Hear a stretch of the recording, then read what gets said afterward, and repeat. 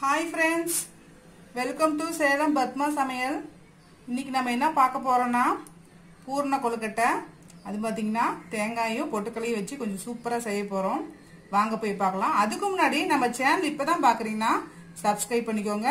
பக்கத்துல இருக்கிற பெல் பட்டனையும் கிளிக் பண்ணிக்கோங்க.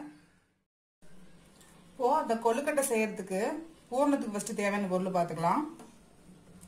ஒரு கப் அளவுக்கு வெல்லம். இப்போ பார்த்தீங்கன்னா ஒரு தேங்காய், ஒரு சின்ன சைஸ் தேங்காய் ஃபுல்லாக திருவி வச்சுருக்கேன். இது ஒரு கப் அளவுக்கு. அரை கப்பு வந்து இந்த மாதிரி பொட்டுக்கடல, 3 ஏலக்காய் வேணும். மேல் மாவு செய்கிறதுக்கு இந்த மாதிரி அரிசி மாவு, இது ஒரு கப்பு. இது கடையில் வாங்கினது தான். நீங்கள் எது வேணாலும் நீங்கள் வீட்டில் ப்ரிப்பேர் பண்ணுறது கூட வச்சுக்கலாம். இப்போ ஃபஸ்ட்டு பார்த்தீங்கன்னா இந்த பொட்டுக்கடலையும் இந்த ஏலக்காயும் போட்டு மிக்சியில் வந்து கொஞ்சம் குறகுறப்பாக அரைச்சி எடுத்துக்கலாம். பாருங்க, நான் ஒரு பேன் வச்சிருக்கேன். அதில் வந்து ஃபர்ஸ்ட் இந்த வெல்லத்தை போட்டுக்கலாம். வெல்லம் போட்டுட்டு ஒரு அரை கப் அளவுக்கு தண்ணி ஊற்றிக்கலாம். இது கரையணும். ஃபர்ஸ்ட் இது நல்லா கரைச்சி எடுத்துக்கலாம். கரைச்சி வடிகட்டணும்.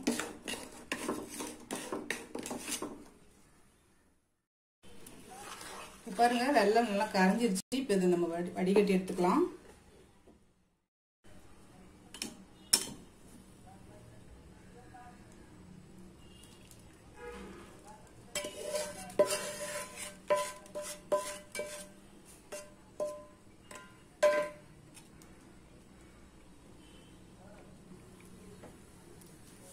பாருங்க, வடிகட்டியாச்சு.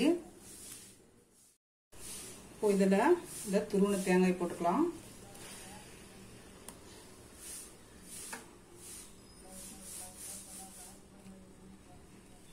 இது 2 நிமிஷம் அப்படியே இருக்கட்டும் ஸ்டவ்லயே.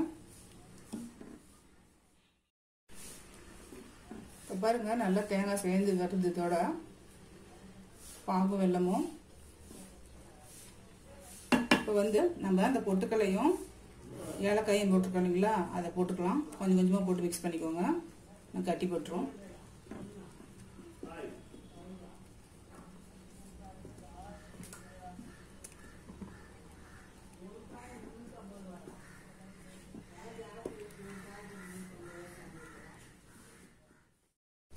அப்படியே போட்டு மிக்ஸ் பண்ணிக்கிட்டே இருக்கலாம். கொஞ்சமாக திக்காகும்.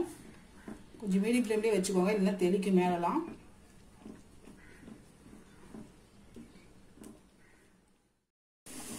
இப்போ பாருங்க, திக்காயிடுச்சு நல்லா.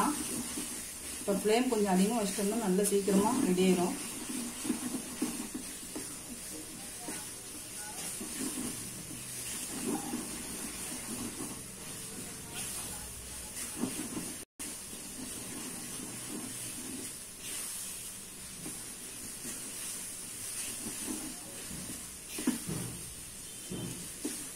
பாருங்க, பூர்ணம் ரெடி ஆயிடுச்சு. நம்ம ஸ்டவ் ஆஃப் பண்ணி தனியாக வச்சிடலாம், ஆறிக்கும்.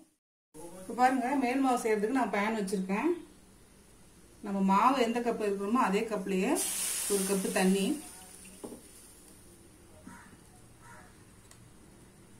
கொஞ்சமா உப்பு,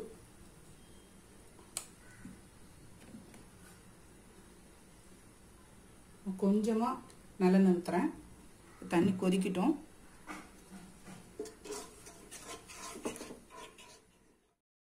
இப்போ தண்ணி கொதிக்க ஆரம்பிச்சிச்சு. இப்போ வந்து ஸ்டவ்வை வந்து ஃப்ளேமை குறைச்சிக்கலாம். குறைச்சிட்டு அரிசி மாவை கொஞ்சம் கொஞ்சமாக அப்படியே போட்டுக்கலாம்.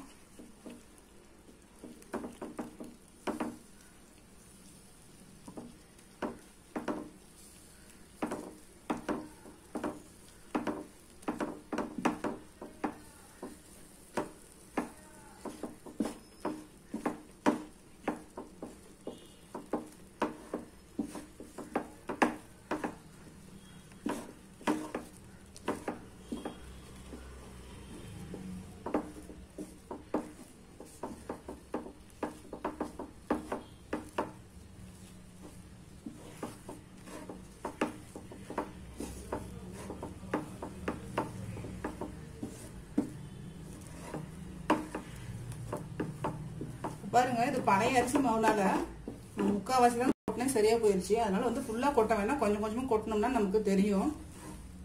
இது கரெக்டா இருக்கு. ஒரு கப் தண்ணிக்கு 3/4 கப்பு மாவு கொட்டியிருக்கேன் நான்.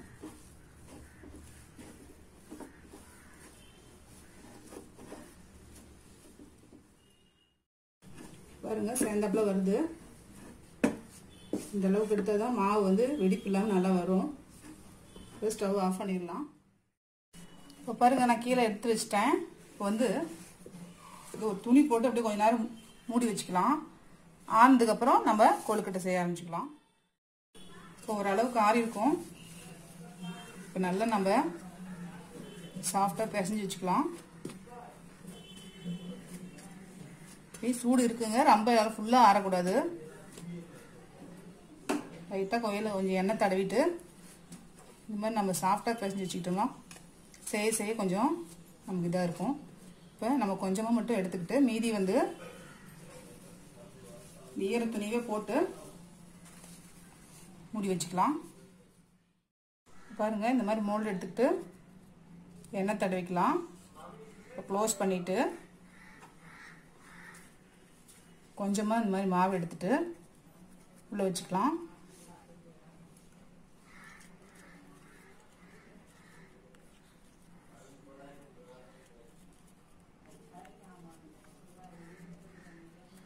இந்த மாதிரி பண்ணிட்டு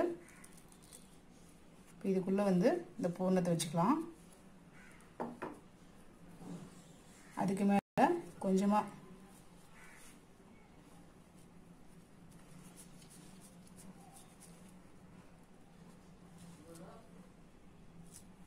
அவ்வளோதாங்க, நம்ம கொழுக்கட்டை ரெடி. இப்போ வந்து நம்ம எல்லாம் செஞ்சு வேக வச்சுக்கலாம். இப்போது நம்ம வீட்டில் அச்சு இல்லைன்னா இந்த மாதிரி சின்னதாக ஒரு பால் மாதிரி எடுத்துக்கலாம். எடுத்துக்கிட்டு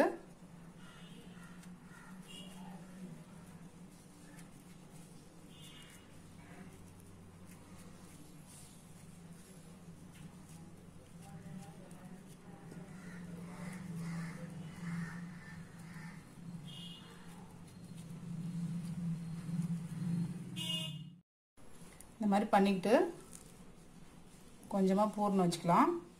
வச்சுட்டு இப்படி க்ளோஸ் பண்ணிக்கலாம்.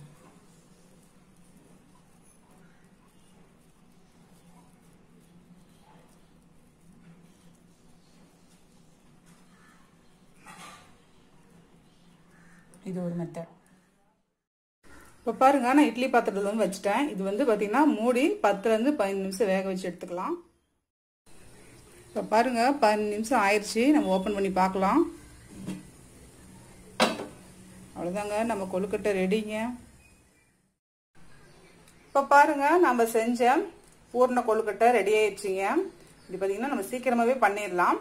இந்த வீடியோ உங்களுக்கு பிடிச்சிருந்தாக்கா லைக் பண்ணுங்க, ஷேர் பண்ணுங்க, கமெண்ட் பண்ணுங்க.